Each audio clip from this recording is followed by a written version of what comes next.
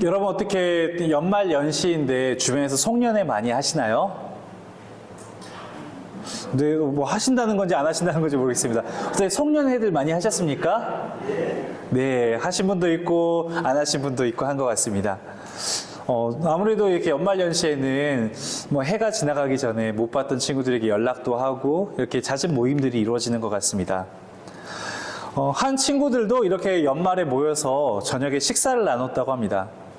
오랜만에 오랜 친구들이 모여서 식사를 하는데 저 한쪽 구석에 있는 친구가 원래 그러지 않았던 것 같은데 어느샌가부터는 아내에게 너무나 다정하게 막 자기 뭐 달링, 허니 막 하면서 막 닭살 돋는 호칭을 계속 죄송합니다.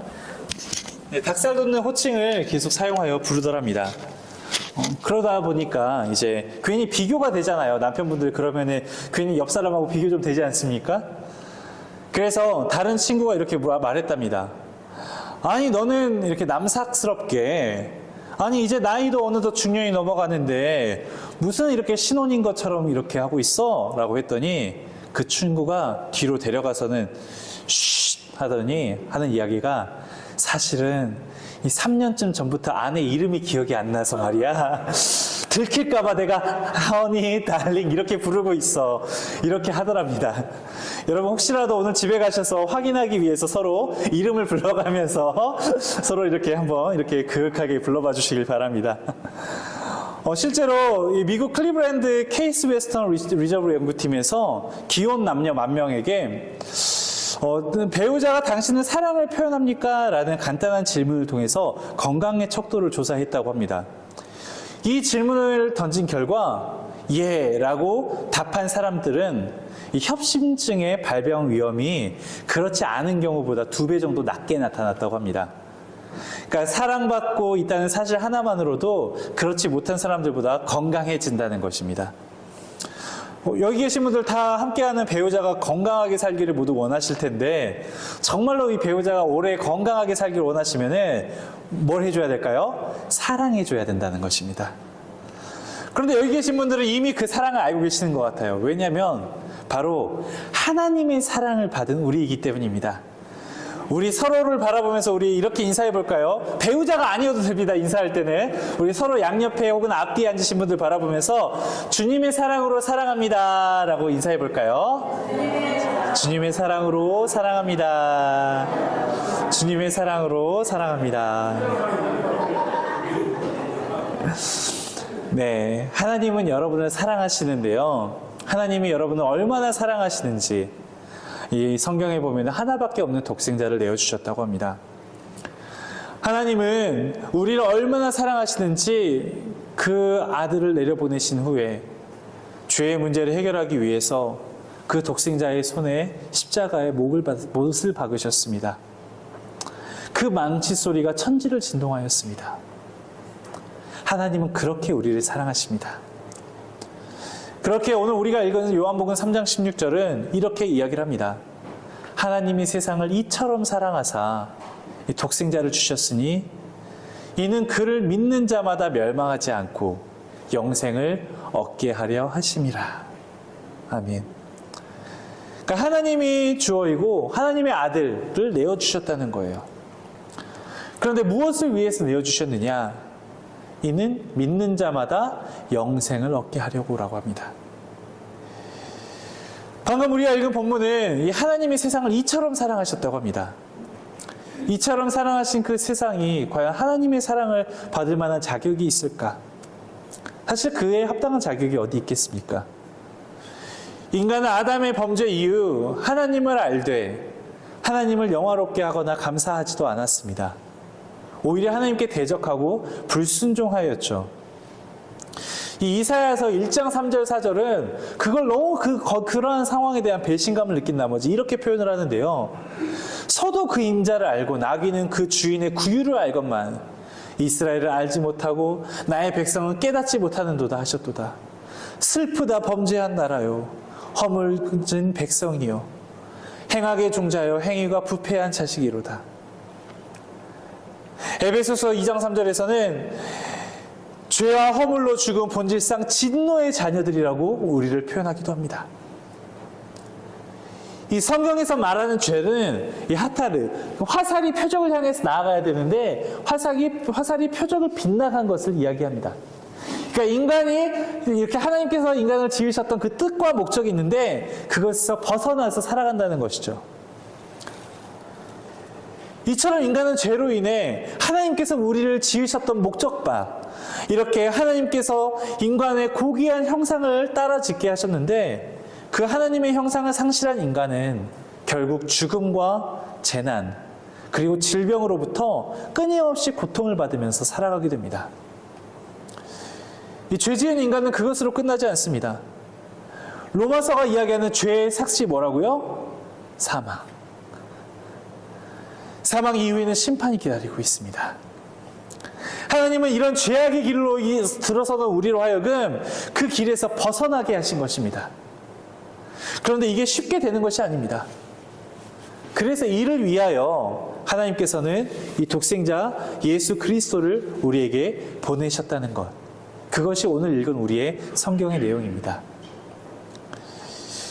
이게 얼마나 귀한 사랑인지 어떻게 설명해 드려야 되나 고민하고 있는데, 얼마 전 라디오에서 우연찮게 어떤 목사님이 그런 예화를 드시는 걸 제가 듣고는 참 이렇게 설명하면 참 이게 얼마나 귀한 건지가 드러나겠구나 싶더라고요. 옛날 어느 마을에 우애 깊은 두 형제가 있었다고 합니다.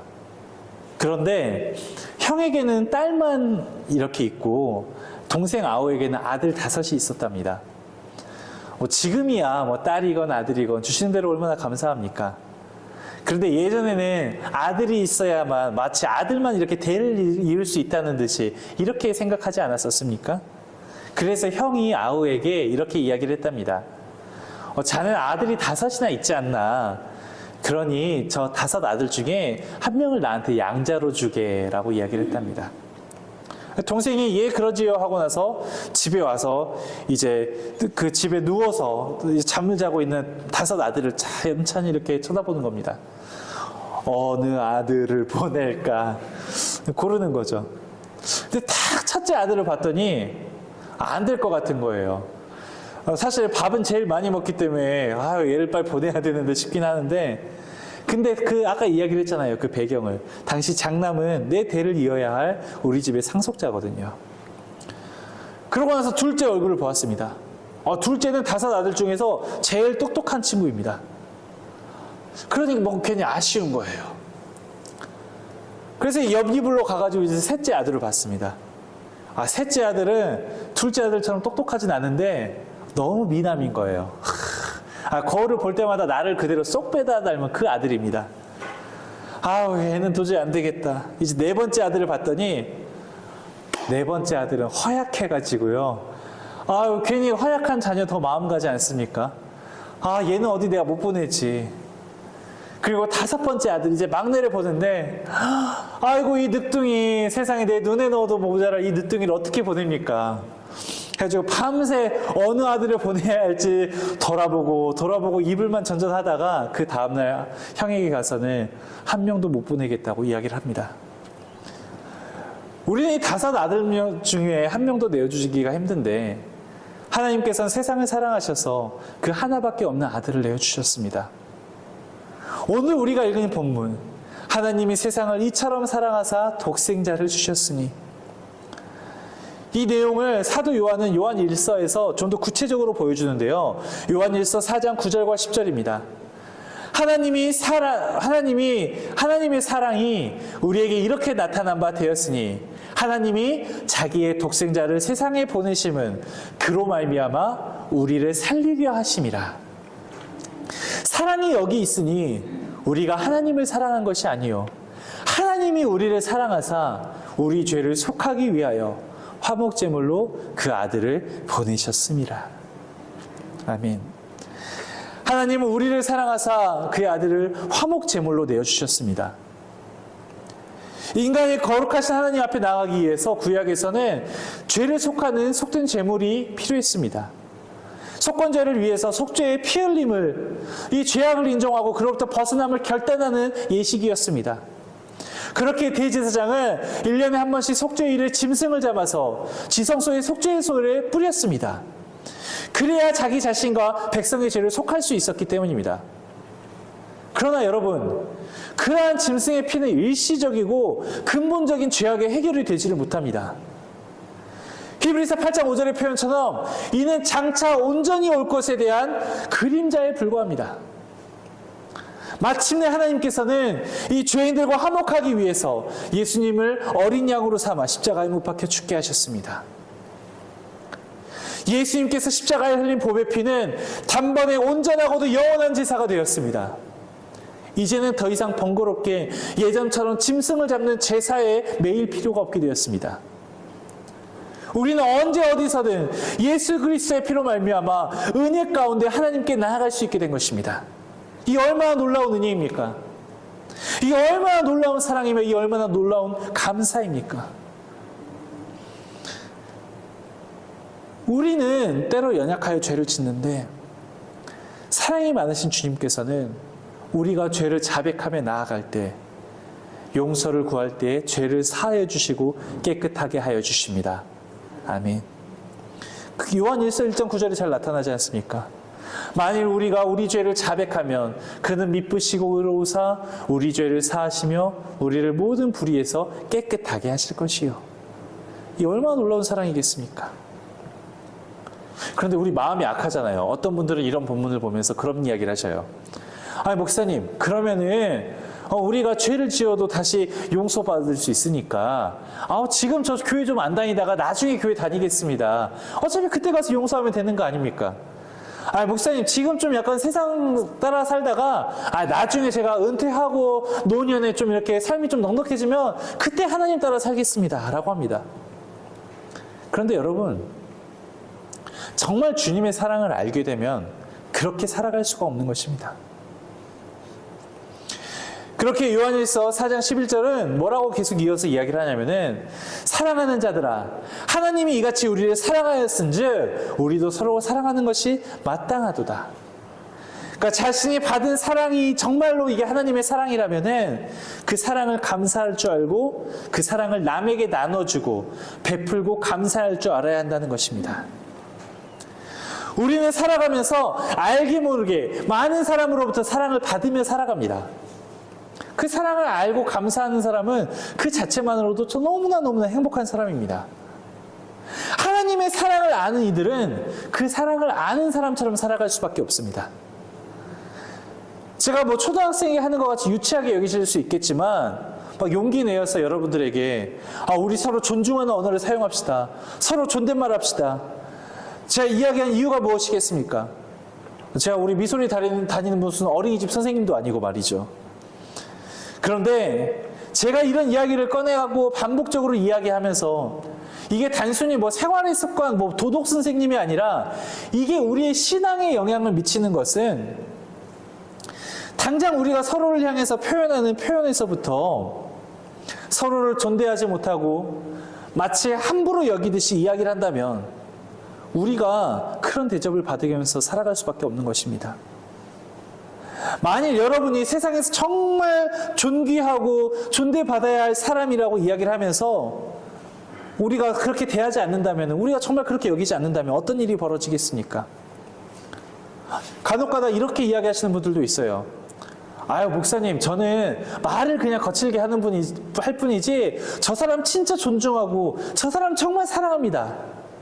그런데 여러분, 하다못해 여러분 여기서 정치적인 성향이 다를 수는 있겠습니다만 심지어 성향이 같던지 아니면 심지어 성향이 다를지라도 예를 들어 여기 대통령이 이 자리에 왔다고 생각해 보세요.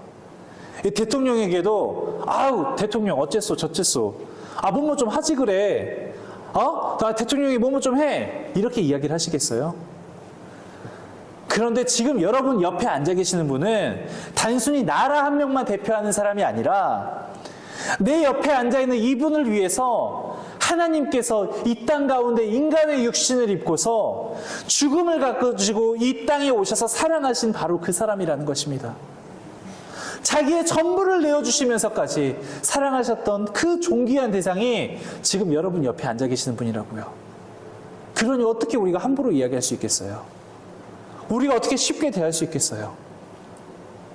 다른 걸 떠나서 내가 그리스도인이고 신앙인이고 하나님께서 이 땅에 오셨음을, 예수 그리스도의 탄생을 기억하고 믿는 신앙인이라면은 어떻게 그 신앙을 믿으면서 내가 내 옆에 있는 이들에게 은근슬쩍 다시 하대하고 이야기할 수 있겠습니까? 정습관 때문에 어려우면 말 끝에 그냥 요자를 붙이시라니까요. 여러분, 하나님은 여러분과 여러분 옆에 앉은 교우들을 위해서 자신의 모든 것, 그보다 더 귀한 독생자를 내어주셨습니다. 성경에서 내어주셨다는 것은 언제나 하나님의 사랑을 나타냅니다. 로마서 8장 32절입니다. 이 자기의 아들을 아끼지 아니하시고 우리 모든 사람을 위하여 내주시니가 어찌 그 아들과 함께 모든 것을 우리에게 주시지 아니하겠느냐. 우리에게 모든 것을 주시사 우리에게 가장 필요한 것, 우리를 죄악으로부터 구원하는 아들을 내어주셨다는 것입니다. 하나님께서 우리에게 주신 선물은 너무나 많습니다. 천지 만물을 우리에게 허락하셨고요. 우리 햇빛을 주셨고, 때에 따라서는 비도 눈도 내리게 하셨고, 우리 소풍도 다녀왔잖아요. 아름다운 들과 산도 주셨습니다. 우리가 가진 모든 것은 우리가 가지고 태어난 것이 아니라 하나님이 주셔서 가지게 된 것입니다. 그렇게 많은 선물들이 있는데 그 모든 선물들을 다 포기하더라도 놓칠 수 없는 그것, 그 귀한 것이 바로 독생자 예수 그리스도, 하나님의 사랑이라는 것입니다. 하나님의 사랑은 그저 금이나 다이아몬드 같은 그런 귀중품을 내어주신 정도가 아닙니다. 아파트나 좋은 차, 이 정도가 아니에요. 하나님은 우리를 온 우주 만물을 천재하신 하나님께서 바로 독생자 예수 그리스도를 우리에게 내어주셨습니다. 내어주시되 어디까지 내어주셨느냐? 십자가에 못 박혀 돌아가시게 되었습니다. 그 하나님의 사랑을 도대체 어떤 언어가 있어서 다 표현할 수 있겠습니까? 어떻게 우리가 그 사랑을 다 형용할 수 있겠습니까? 그렇게 오늘 본문에서도 하나님이 세상을 이처럼 사랑하사라고까지밖에 표현하지 못하지 않습니까? 이 미국의 척 스윈들 목사님은 그러다 보니 이렇게 이야기를 합니다. 그 하나님의 사랑을 가리켜서 만약에 오늘 우리에게 가장 필요한 것이 정보였다면 하나님께서 우리에게 교육자를 내려보내셨을 것이다. 오늘 우리 삶 가운데 가장 필요한 것이 기술이었다면 하나님은 과학자를 내려보내셨을 것이다. 정말 내 삶에 가장 필요한 것이 돈이었다면 하나님께서는 경제학자를 보내셨을 것이다. 우리에게 가장 필요한 것이 쾌락이었다면 연예인을 보내주셨을 것이다. 그러나 우리에게 가장 필요한 것이 죄사함 받는 일이었기에 하나님은 우리에게 그리스도 구세주를 보내주셨다고 이야기를 합니다. 하나님은 우리를 죄에서 구원하기 위해 예수 그리스도를 보내주셨음을 믿습니다. 그러한 예수님을 믿으며 멸망치 않고 영생을 얻는다고 합니다. 불의한 자가 의롭다함을 얻게 되었고 죽어야 할 지옥에 멸망당할 자가 영생을 얻습니다. 이보다 더 큰 선물이 어디 있겠습니까? 그렇게 요한복음 4장 10절에서는 이 예수님을 가리켜서 하나님의 선물이라고까지 표현을 합니다. 내일 크리스마스 성탄절, 누군가에게는 빨간 날이 될 수도 있습니다. 그냥 쉬는 날이 될 수도 있겠고요. 누군가에게는 여행 가기 좋은 날이 될 수도 있겠죠. 이 산타 할아버지에게 선물 받은 날이 될 수도 있을 겁니다. 그런데 우리는 이미 하나님으로부터 그 어떤 선물과도 비교할 수 없는 최고의 선물을 받았다는 것입니다. 이번 성탄의 가장 큰 선물, 예배에 나와 성탄 예배를 통해 독생자 예수님을 기억하고 예배하는 여러분은 세상에서 가장 복된 사람들인 줄로 믿습니다. 아멘. 네, 그런 믿음을 갖는 것이 중요합니다. 그런 하나님의 사랑을 믿는 것입니다. 그런 하나님의 사랑이 담겨져 있는 말씀을 믿는 것입니다. 그를 믿는 자마다 멸망치 않고 영생을 얻게 된다는 것은 그냥 멸망이 없어지는 것이 멸망이라는 게 없어지는 것, 사그라지는 것만 이야기하는 것이 아닙니다. 이 멸망이라는 것은 살아있지만 그 본연대로의 모습대로 살아가지 못하는 것, 하나님 아버지의 사랑을 옆에 두고도 그가 아버지인지를 모르고 살아가는 것과 마찬가지입니다. 그러므로 누구든지 저를 믿기만 하면 구원을 받고 하나님의 아들, 딸이 되는 영생을 얻게 된다는 것입니다. 그렇게 일본의 신학자 우찌무라 간조 같은 경우에는 세상에서 가장 큰 저주가 믿어지지 않는 것이라고 합니다. 반면에 하나님이 믿어지고 하나님의 사랑이 믿어지는 것은 크나큰 축복입니다. 예수님이 하나님의 아들이시라는 것이 믿어지고 예수님의 십자가 사랑이 믿어지는 것이야말로 큰 축복입니다. 믿음이 있는 사람은 하나님을 사랑할 수 있습니다. 믿음이 있는 사람은 예수님을 사랑할 수 있습니다. 그렇게 예수님을 사랑하는 사람은 예수님의 편에 서서 그 사랑을 이웃들에게 전할 수가 있는 것입니다. 이보다 더 큰 사랑이 있겠습니까? 주님의 사랑이 믿어지는 가정이 되길 바랍니다. 주님의 사랑이 믿어지는 여러분의 삶이 되기를 바랍니다. 우리 여수한빛교회가 그러한 믿음이 드러나는 그리스도의 사랑을 증거하는 교회가 되길 바랍니다. 그러한 주님의 사랑이 내 삶 가운데, 내 가정 가운데, 내 일터 가운데, 교회 가운데 가득하다면은 이보다 더 큰 축복이 어디 있겠습니까? 천국이 다른 곳에 있는 것이 아니라 그곳이야말로 천국이 아니겠습니까? 이번 성탄을 맞아 내어주신 하나님의 사랑이 믿어지기를 진심으로 축복합니다. 함께 기도하겠습니다. 하나님, 이 하나님의 놀라우신 그 사랑, 자기 아들을 내어주시기까지 사랑하신 그 사랑을 이 시간 믿음으로 고백합니다. 그 사랑을 되새기는 우리 여수한빛교회 가족들의 삶 가운데 늘 은혜로 거하여 주시옵소서. 그리고 그 사랑을 아는 이들답게 서로에게 사랑으로 대하는 우리 여수한빛 가족들이 되게 하옵소서. 예수 그리스도 이름으로 기도드립니다. 아멘.